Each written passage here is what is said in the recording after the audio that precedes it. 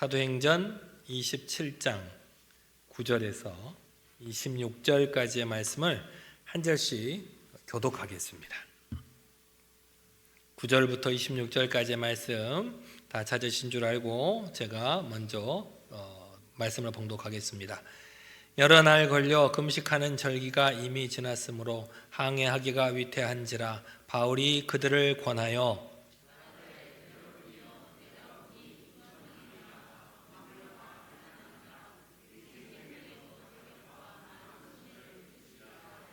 백부장이 선장과 선주의 말을 바울의 말보다 더 믿더라.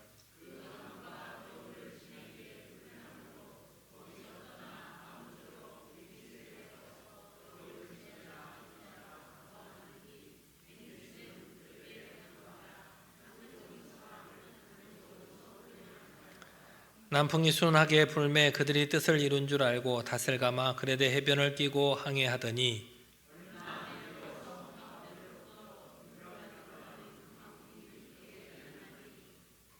배가 밀려 바람을 맞추어 갈 수 없어 가는 대로 두고 쫓겨가다가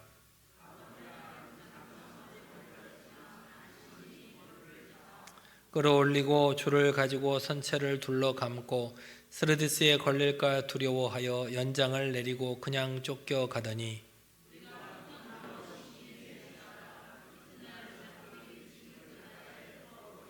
사흘째 되는 날에 배의 기구를 그들의 손으로 내버리니라.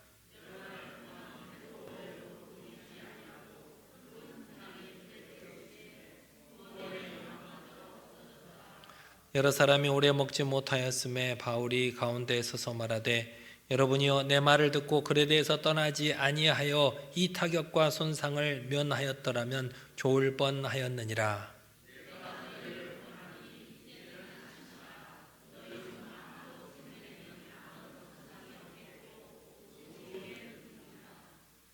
내가 속한 바 내가 섬기는 하나님의 사자가 어젯밤에 내 곁에 서서 말하되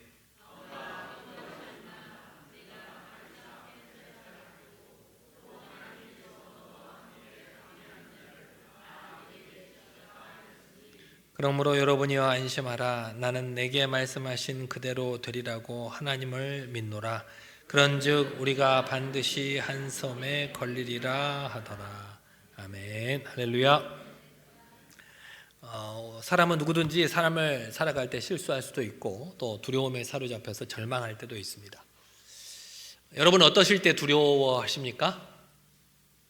도둑이 재발더린다는 말이죠. 도둑이 재발더린다는 말. 잘못이 있을 때 두려워하죠. 때로는 어떤 기대나 소망이 아무리 봐도 없을 때 두려워하기도 하고 아무것도 내가 할 수 없는 절망스러운 상황에 처했을 때 우리는 두려움에 사로잡히고 좌절감을 느끼기도 합니다. 오늘 여러분이 읽으신 본문은 사도 바울이 로마 황제에게 재판을 받기 위해서 배로 로마까지 압송되는 과정 가운데서 일어난 일이었습니다. 사도 바울이 이렇게 온 아시아 지역을 3번이나 두루 걸어다니면서 복음을 전파했던 사람인데 실제로 바울이 자기 스스로 로마까지 가기 위해서는 상당한 기간과 상당한 돈이 필요하던 그런 거리의 여행이었습니다. 그런데 오늘 바울은 그 모든 것 돈 한 푼 안 들이고 죄수로 잡혀서 그 로마까지 가게 되었다는 것입니다. 그런데 오늘 바울이 배를 타고 로마도 가는 도중에 거대한 폭풍을 만나게 됩니다. 얼마나 폭풍이 셌던지 장장 14일 동안 해도 별도 바라보지 못할 만큼 큰 유라굴로라고 하는 큰 광풍 때문에 캄캄한 시간을 보냈다고 합니다. 어디로 떠내려가는지를 모릅니다. 지금이야 뭐 나침판이 있고 여러 가지 통신 장비들이 발달해서 우리가 좀 날이 어두워도 폭풍이 불더라도 어디로 간다는 걸 알고 있지만 그 당시만 해도 그런 것들이 발달하지 않았기 때문에 항상 해를 보고 때로는 밤에 별빛을 보고 항해를 하던 시절이었기 때문에 해도 비치지 않고 별빛도 비치지 않으니까 자기가 어디에 있든지 어디로 가는지조차 아무도 알 수가 없었다는 것입니다. 언제 끝날지 모르는 이 광풍으로 인해서 배가 이리저리 휩싸이고 또 파도에 휩쓸리고 있는 상황 속에서 배에 타고 있는 모든 사람들이 두려움에 사로잡히게 되었다는 것입니다. 바울은 이렇게 두려움에 사로잡혀 절망하고 있는 사람들에게 여러분 안심하십시오. 이 광풍에 당신들은 한 사람도 죽지 않습니다 라고 선포하고 있습니다. 바울의 신분이 지금 뭔가요? 바울의 신분은 죄수예요. 죄수.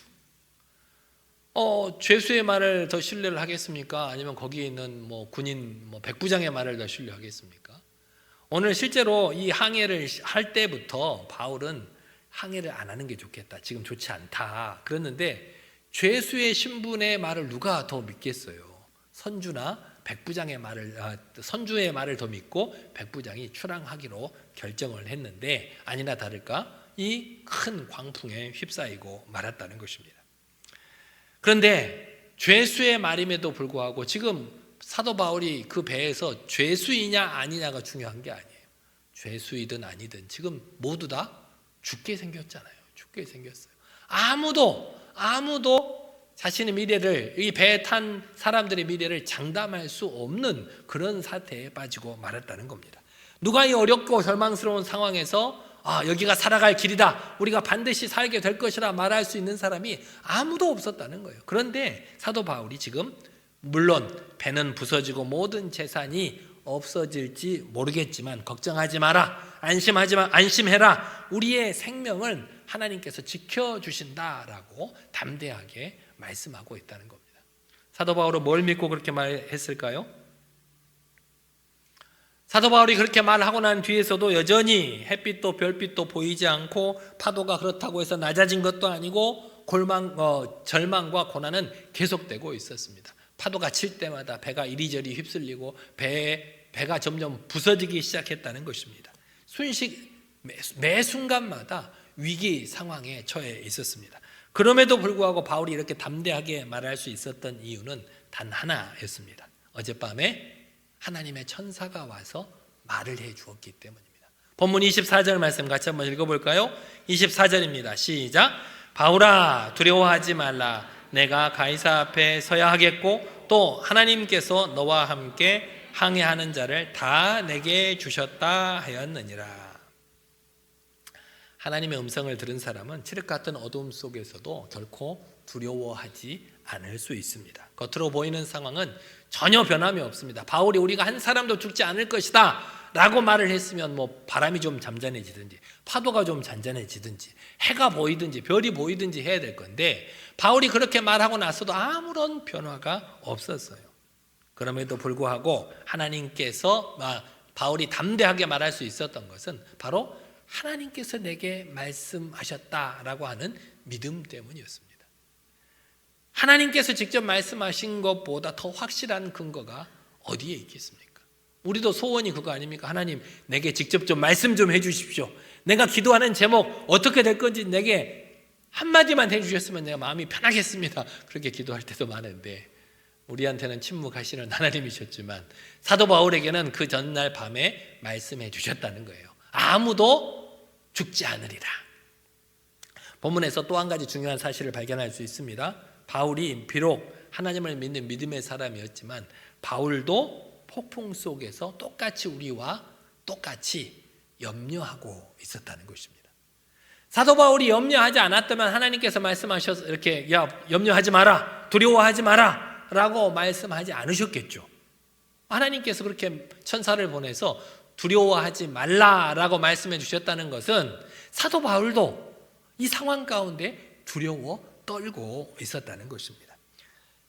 바울도 믿음의 사람이었기 때문에 처음부터 두려움에 떨진 않았을 거예요. 폭풍이 좀 있었을 때 담대한 마음이 있었을 거예요. 여러분들도 지금 내가 하나님을 믿으니까 고난과 역경이 내게 닥쳐와도 나는 좀 잘 견딜 수 있을 것이다 라는 믿음이 스스로에 있을 거예요. 그렇죠? 어느 정도 있을 거예요. 그런데 그것도 하루 이틀이지 며칠이 지나도 해도 별도 보이지 않고 며칠 동안 배가 어디로 가는지 아무도 모릅니다. 이렇게 고난이 계속될 때 도저히 해결 방안이 보이지 않을 때 우리 마음 가운데 의심이 들고 두려움이 생기게 되는 것입니다.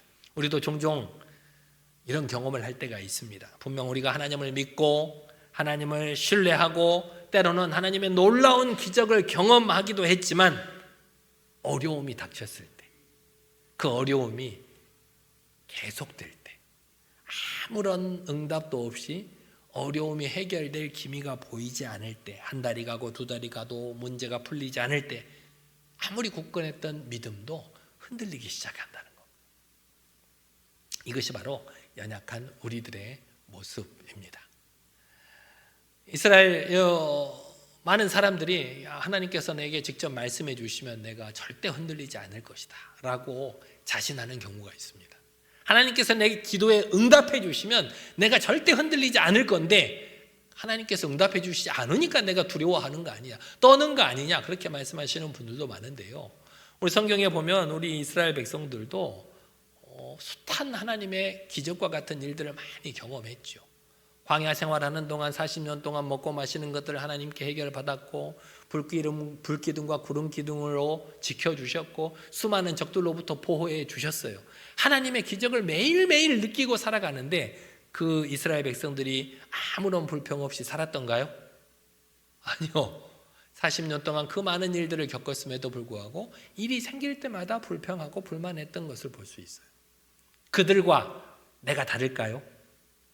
나는 그들처럼 믿음이 없는 사람이 아니라고 자신할 수 있을 분이 계실까요? 알 수 없는 일이죠. 알 수 없는 일이에요. 아브라함을 보면, 아브라함을 우리가 흔히 무슨 사람이라고 합니까? 믿음의 사람이라고 하죠. 믿음의 사람. 믿음의 사람. 왜 아브라함을 믿음의 사람이라고 할까요?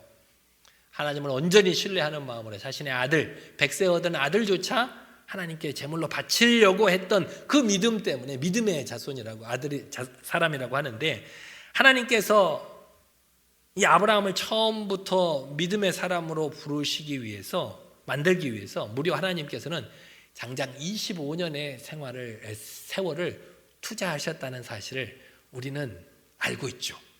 처음부터 아브라함이 믿음의 사람이 아니었다는 겁니다. 아브라함의 믿음이 위대한 것이 아니라 하나님의 인내하심이 위대한 것이었습니다. 아브라함은 실제로 우리 여러 성경에 읽어보면 실수가 참 많았던 사람이 아브라함이었습니다. 자신의 부인을 부인이라고 부르지 못했죠. 왜 그랬을까요? 왜? 자기가 죽을까 봐. 예전에 자기 동네가 아니라 이방을 떠돌아며 살았던 사람이 아브라함이었잖아요. 이방인들에게 자신의 부인이 너무 예쁘니까 예쁜 부인을 차지하고 싶어서 자기를 죽이고 이 부인을 뺏어갈까 봐 부인이 아니라고 했다는 거예요. 참 엉졸하죠. 자기 목숨 살겠다고 부인을 부인이라고 부르지도 못했던 거예요. 그리고 두 번째로는 하나님의 약속을 기다리지 못했죠. 하나님께서 저 밤하늘의 별빛과 같이 내 자손을 풍성하게 많게 해줄 것이라 약속했는데 그 약속을 기다리지 못하고 누구에게서 자식을 봤어요? 자신의 부인의 몸종이었던 하갈에게서 아들을 맞았던 것이 바로 아브라함이었습니다. 그렇게 보면 하나님께서는 아브라함이 뭘 보고 저 사람을 선택하셨을까? 저렇게 연약하고 저렇게 두려워하고 저렇게 하나님을 신뢰하지 못하는 사람 아닌가라고 싶을 정도로 아브라함은 실수가 많은 사람이었습니다. 그렇지만 하나님께서는 그런 아브라함을 포기하지 않으시고 장장 25년간이나 그 아브라함을 조금씩 고쳐가셨다는 것입니다. 매일매일 하나님과 마주하면서 하나님께 신뢰감을 얻을 수 있도록, 하나님께 충성할 수 있도록 그 믿음의 사람이 아닌 아브라함을 믿음의 사람으로 변화시켜 가셨던 것입니다. 그리고 결국 하나님께서 그를 믿음의 사람으로 세워주셨던 것입니다. 모세도 마찬가지였습니다. 모세도 숱한 이스라엘 백성들과 함께 숱한 기적을 경험했던 사람이었습니다. 홍해가 갈라질 때 현장에 있었던 사람이죠. 누구의 지시로부터 홍해가 갈라졌나요? 누구 손에 들린 지팡이로? 모세 자기 손에 들린 지팡이로 가리켰더니 그 홍해가 갈라졌잖아요. 그 길을 걸어서 애굽을 탈출할 수 있었던 거 아니겠습니까? 물이 없을 때는 바위에서 물을 내시는 하나님을 보았고, 또 이스라엘 백성들이 추울 때는 밤에 불기둥을, 또 더울 때는 낮에 구름기둥을 만들으셔서 그 길을 인도하셨던 분이 하나님이셨습니다. 그럼에도 불구하고 이 모세도 40년간의 험한 광야 생활에 지쳐갔다는 겁니다. 때로는 하나님을 의심할 때가 있었다는 거예요. 결국 모세는 젖과 꿀이 흐르는 가나안 땅에 들어갈 수 있었습니까? 못 들어갔습니까? 코앞에 두고 들어가지 못했죠. 물론 하나님께서 그를 나무라시려고 하신 것이 아니기는 합니다만, 결국은 이 믿음이 훌륭했던, 자신의 민족을 애굽 430년의 애굽 노예 생활에서 인도해냈던 모세도 그 40년간이 넘는 그 광야 생활 속에서 흔들리고 있었다는 것입니다. 그뿐만 아닙니다. 예레미야 유명한 선지자죠. 예레미야도 뭐라고 선언한 적이 있었냐면, 내가 더 이상 예언을 못하겠습니다. 내가 다시는 하나님의 일을 하지 않겠습니다 라고 포기 선언을 한 적도 있었습니다. 이렇게 하나님께서 들어 쓰셨던 사람들 중에 많은 사람들이 흔들리고 불안해하는 그런 감정을 가지고 있는 사람이었습니다. 그럼에도 불구하고 하나님께서는 그들을 포기하지 않으시고 그들을 들어서 쓰셨다는 겁니다. 그들이 불안해하고 연약하고 정말 부족해 보이기만 했던 사람들이 하나님을 만나게 되면 변화하게 됩니다.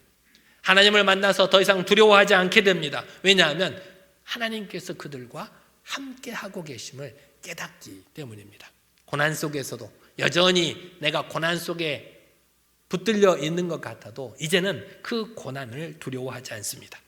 하나님께서 나와 함께 계심을 깨달은 사람은 지금 받고 있는 고난보다 앞으로 내가 받게 될 영광이 훨씬 더 크다는 사실을 깨닫기 때문입니다.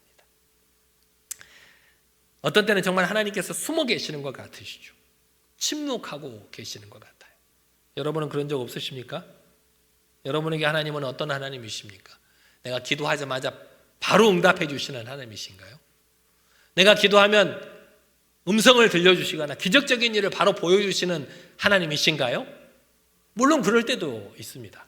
그럴 때도 있지만 대부분은 침묵하고 계시는 하나님입니다. 도대체 하나님의 때가 언제입니까? 제가 언제까지 기다려야 됩니까? 안타깝게 하나님께 부르짖을 때가 많이 있습니다. 그러나 하나님께서는 영원히 숨어 계시거나 영원히 침묵하시는 분은 아니십니다. 지금 이 순간에도 하나님께서는 여러분의 기도 제목에 응답하실 때를 기다리고 계신다는 사실을 잊지 않는 여러분이 되시기를 바랍니다. 아까도 말했죠. 아브라함이 위대한 게 아니라 하나님의 인내하심이 위대하다고 말했던 것처럼 우리도 인내가 필요합니다. 하나님께서 지금 우리의 기도에 응답하실 때를 기다리고 있다는 거예요. 가장 좋은 것으로 가장 좋은 때에 응답해 주시려고 기다리고 계시는데 우리가 기다리지 못하고 낙망하거나 절망할 때가 많이 있다는 것입니다. 본문 23절을 보면 바울은 하나님을 뭐라고 표현하고 있냐면 내가 속한 바 곧 내가 섬기는 하나님이라고 표현하고 있습니다. 내가 속한 바 내가 섬기는 하나님. 바울이 섬기는 하나님은 멀리 있는 하나님이 아니셨습니다. 여러분 중에 하나님 안 믿는 사람 어디 있습니까? 하나님 안 믿는 사람이 왜 여기 있겠어요? 그렇죠? 여러분 모두가 하나님 믿으시죠? 어디 계세요? 그 하나님이 어디 계시냐고요? 저기 계세요? 저기? 여기 계세요? 내 하나님이세요? 아니면 남의 하나님이세요? 남의 하나님이요? 아니 내 기도는 통 응답하지 않으시더만 저기 김 권사님 기도는 제깍제깍 응답해 주시면 김 권사님 하나님이신가? 거기에다 부탁을 해야 되나? 그런 마음이 들 때가 있죠. 바울은 내가 속한 내 하나님, 내가 섬기는 하나님이라고 고백을 하고 있다는 것입니다. 이렇게 고백하는 바울에게 하나님께서 뭐라고 말씀하셨냐면 내가 가이사 앞에 서야 한다라고 말씀하고 계십니다. 이 사도 바울을 향한 하나님의 의도는 분명합니다. 내가 너를 살려주는 이유가 있다. 왜 하나님께서 사도 바울을 살려주시는 거예요?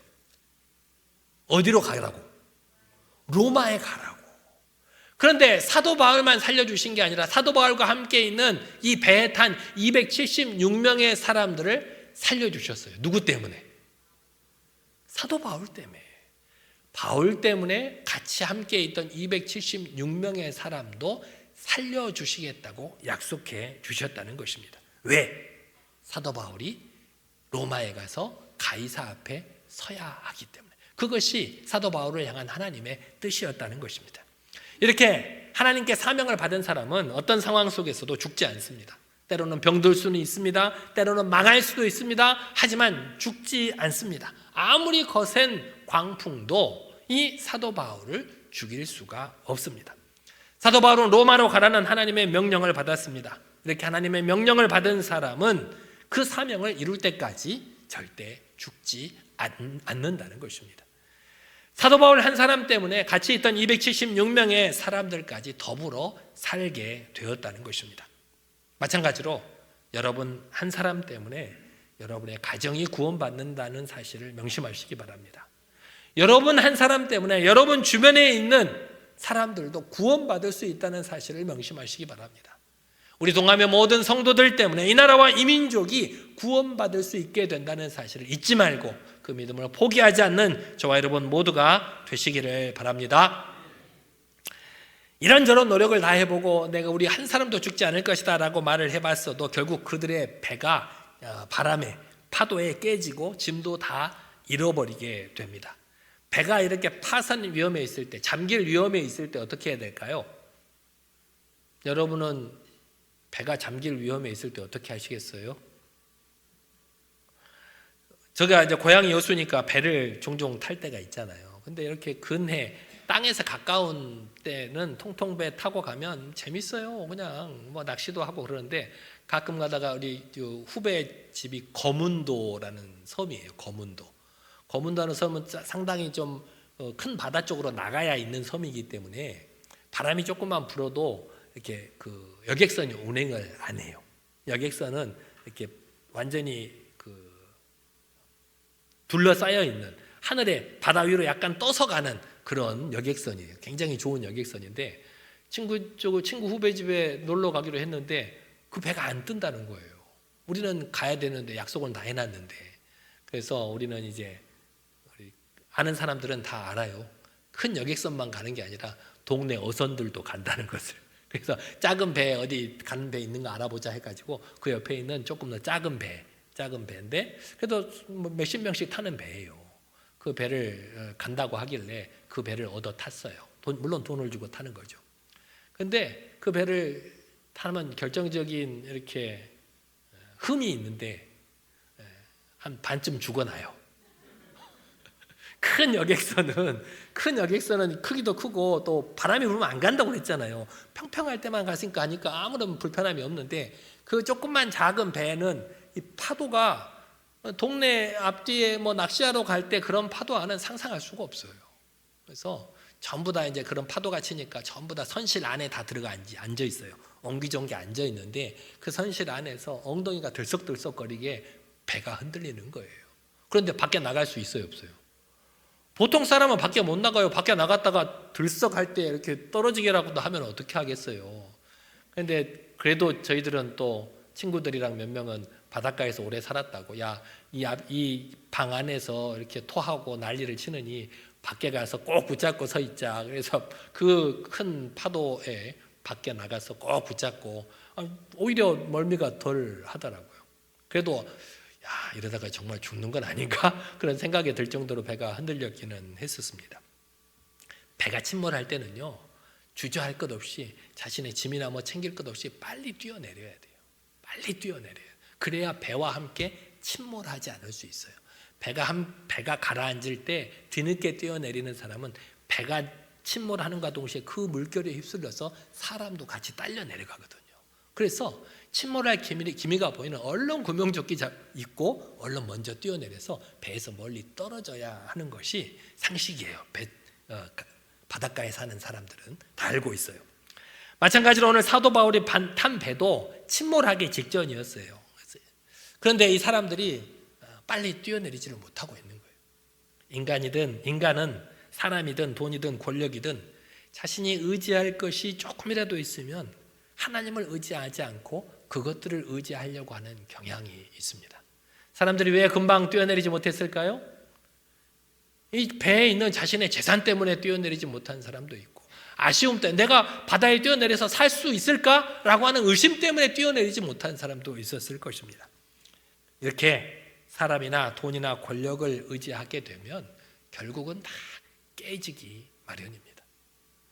배가 침몰하려고 할 때 주저하지 말고 뛰어내리는, 그래서 목숨을 구할 수 있는 여러분들이 되시기를 바랍니다. 이렇게 사도 바울도 그래서 일찍이 뛰어내리려고 했죠. 그런데 또 다른 문제가 생겼습니다.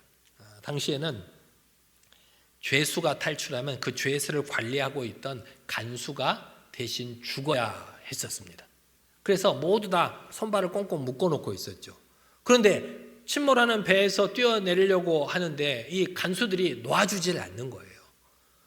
왜냐하면 이 죄수들이 물속에 뛰어내렸다가 남들이 보지 않는 사이에 도망가 버리면 누가 죽어야 돼요? 대신 내가 죽어야 되거든요. 간수가 대신 죽어야 되는 거예요. 그래서 야, 우리가 죽느니 차라리 지금 이 자리에서 모든 죄수를 다 죽이자라고 결단을 하는데, 사도 바울이 거기에서 또 다시 한번 모든 죄수들이 죽지 않도록 하나님께서 백부장의 마음을 감동시키셨다, 성경은 기록을 하고 있습니다. 그래서 아무도 죽이지 않고 모든 죄수들을 다 이렇게 풀어준 것입니다. 도망가지 않겠다, 우리가 도망가지 않겠다. 결국은 사도 바울 한 사람으로 인해서 모든 죄수들이 다 죽을 위기에서도 전부 다 구원을 받게 되었다는 것입니다. 본문 우리가 읽지는 않았지만 44절 제일 마지막 절에 보면 이렇게 기록되어 있습니다. 마침내 사람들이 다 상륙하여 구조되니라.